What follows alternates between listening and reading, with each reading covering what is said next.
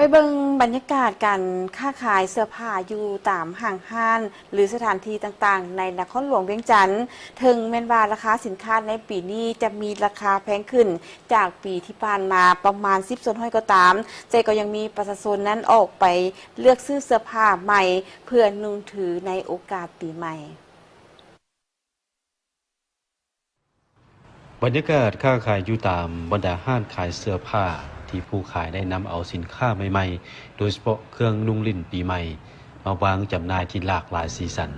โดยเน้นเสื้อผ้าสีสันสดใสเหมาะกับบรรยากาศฉลองปีใหม่ลาวหรือบุญกุศลสงกรานต์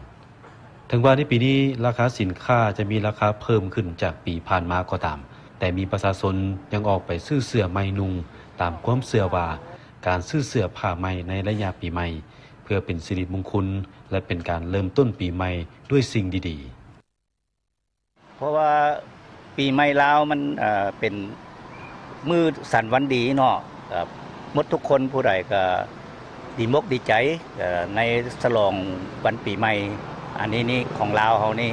พอปีหนึ่งมีเทื่อนึงเพราะว่าเดี๋ยวนี้เศรษฐกิจเนาะสภาพการของโลกมันก็มีการเปลี่ยนแปลงแน่นอนแล้วอันใดมันราคามันก็สูงขึ้นแล้วบัดนี้แล้วเครื่องของคือว่าเสื้อนุ่งเพื่อปีใหม่นี้มันก็ราคามันก็มีการขึ้นสูงคือกันแต่ว่าเป็นหยังราคาสูงแต่ว่าพวกเขาก็ยังนิยมใส่อยู่เพราะว่าที่นึง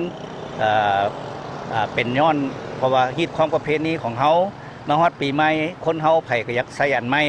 นุ่งอันใหม่ถึงว่าราคามันจะสูงแน่เฮาก็ยินดีซื้อเพราะว่าตบอีกด้านนึงก็ตบแต่งให้ตัวเองนี่ก็มีคุณค่ามีความดีงามขึ้นไปทุกๆปีซื้อตลอดซื้อทุกปีซื้อไปนุ่งลิ่นปีใหม่เขาซื้อนี่ซื้อจักโตนี่ซื้ออยู่นี่มีเสื้อนี่2 โตส่งกันตัวนึงแล้วก็สุดลูกตัวนึงหมายว่าเป็นครอบครัวเลยบ่นี่แม่นแล้วครอบครัวราคาอันของผู้ใหญ่มันจะสูงกว่าปีกายแต่ของเด็กน้อยนี่ก็ธรรมดาเพราะว่าสุดนึง60-70 พันนั่นน่ะก็ธรรมดาแล้วก็ยังราคาก็สูงก็ได้ซื้อบ่นี่ก็ซื้อเพราะว่ามันเป็นปีใหม่แล้วปีนึงมีเทื่อนึงเด้การซื้อขายสินค้าโดยเฉพาะสินค้าประเภทเครื่องนุ่งจากการสอบถามผู้ขายเสื้อผ้าบอกว่าสภาพเศรษฐกิจปัจจุบันที่เห็นว่าราคาสินค้าแม้นมีราคาแพงขึ้นประมาณ10 ส่วนห้อยบรรยากาศการขายก็บ่คึกคืนและยอดขายก็บ่หลายถ้าเทียบใส่ปีผ่านมาปีนี้แม่นการขายแม่นซบเซาลงหลายจากปีก่อนแต่รู้สึกว่าเขาเจ้าก็ออกมาซื้อเครื่องหลายอยู่ในเรื่องของราคาเนี่ยแม่นเพิ่มขึ้นจากราคาต่อจากปีก่อนแม่น 10% เริ่มต้นแม่น 55,000 580,000 เลยราคาเครื่องนุ่งโดยเฉพาะเสื้อผ้าที่นุ่งสำหรับการเฉลิมฉลองปีใหม่ลาวหรือบุญกุศลสงกรานต์แม่นราคาเริ่มต้นจาก 55,000 กีบจนไปถึง 180,000 กีบต่อผืนฉะนั้น